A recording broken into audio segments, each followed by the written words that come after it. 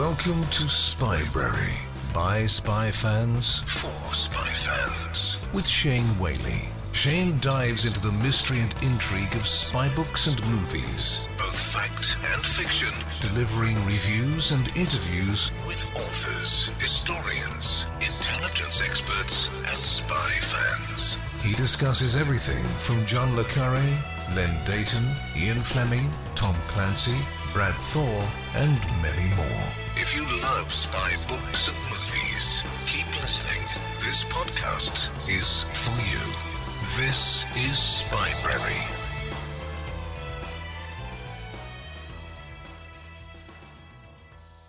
It's a brush pass, quick and simple. You are listening to Brush Pass on Spybrary. Quick reviews sent in by spy fans for spy fans.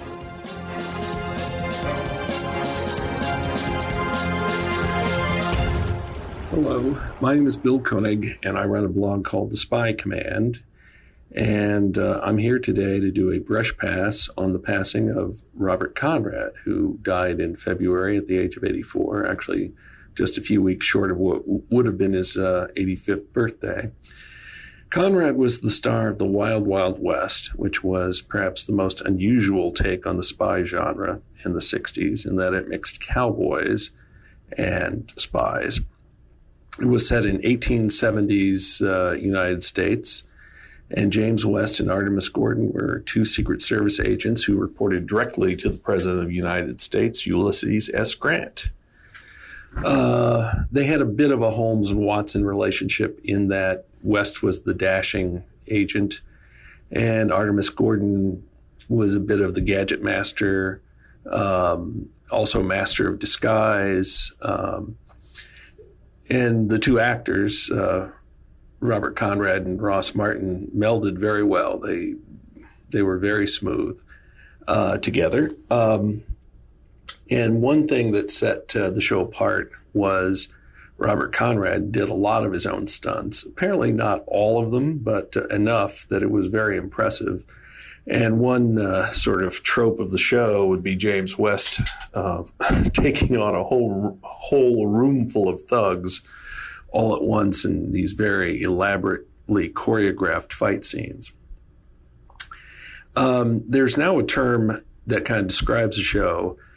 That term was not present when the show was made, and that term is steampunk, which is essentially you take modern day things and then reverse engineer them to like, okay, if you had this kind of technology in the 1870s, what would it be like? So there was quite a bit of that. West and Gordon were constantly combating menaces to the United States. There were all sorts of adversaries wanting to either take over the country or at least vast portions of it. Their most persistent foe was one Dr. Michelito Loveless, who was a dwarf, played by Michael Dunn. And Loveless was in 10 episodes. The entire series ran 104. Dunn was quite a charismatic actor, and he was definitely a highlight of the series. Another foe, but he was only in 2 episodes, was Victor Buono as Count Manzeppi, a very theatrical villain and quite memorable. The show was never made the top 10, but it was very kind of dependable in the ratings. It lasted 4 seasons, and it got canceled in part because there was concern about violence on television. From what I've read, I think Robert Conrad was not necessarily that sorry to see it end when it did. He had, in the 3rd season, he had suffered a really bad injury. He was, if I remember correctly, he grabbed a chandelier but slipped and he fell badly. And that scene is in the episode. You don't see him land, but my understanding is they had to shut down production for 4 to 6 weeks because of it.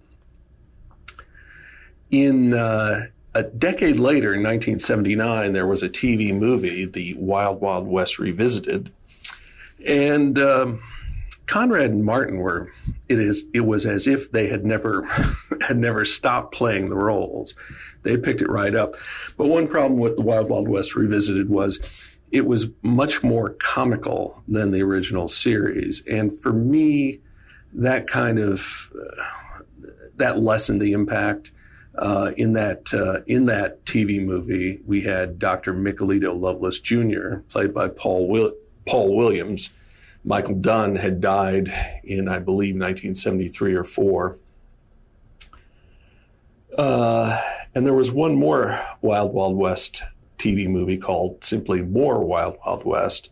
Jonathan Winters was the villain. And again, it was really kind of too comedic.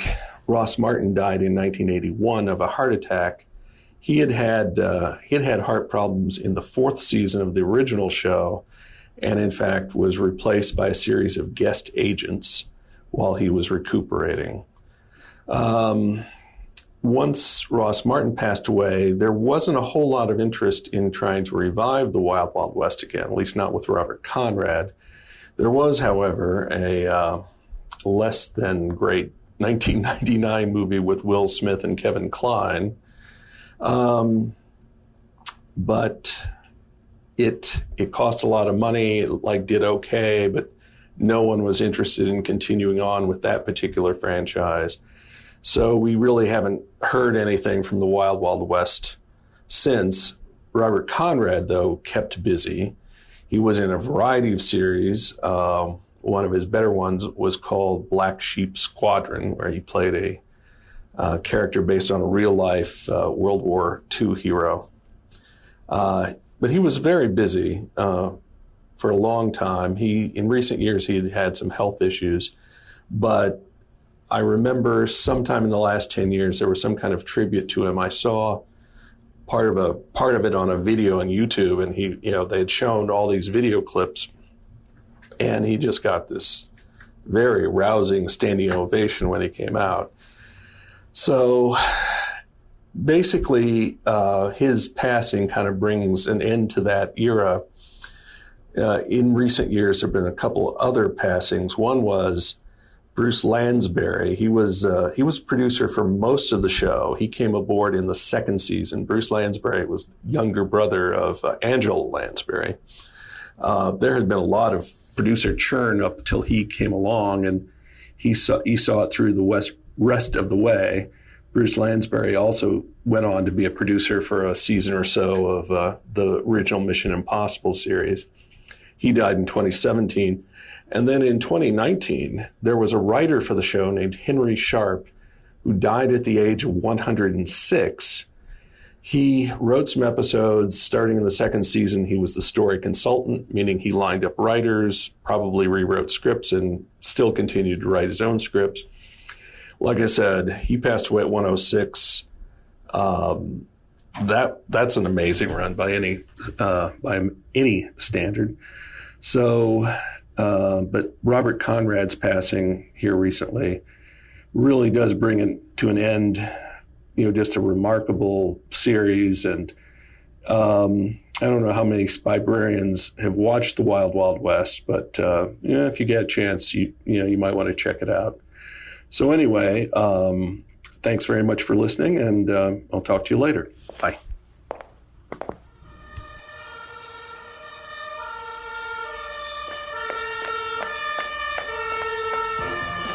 Can you pull off a brush pass?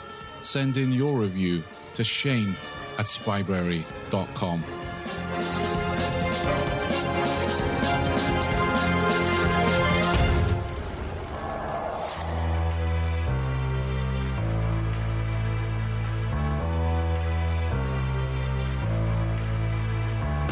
Thanks for listening to the Spybrary podcast. You don't have to wait for the next episode. Join the conversation happening now at facebook.com/Spybrary and on Twitter @Spybrary.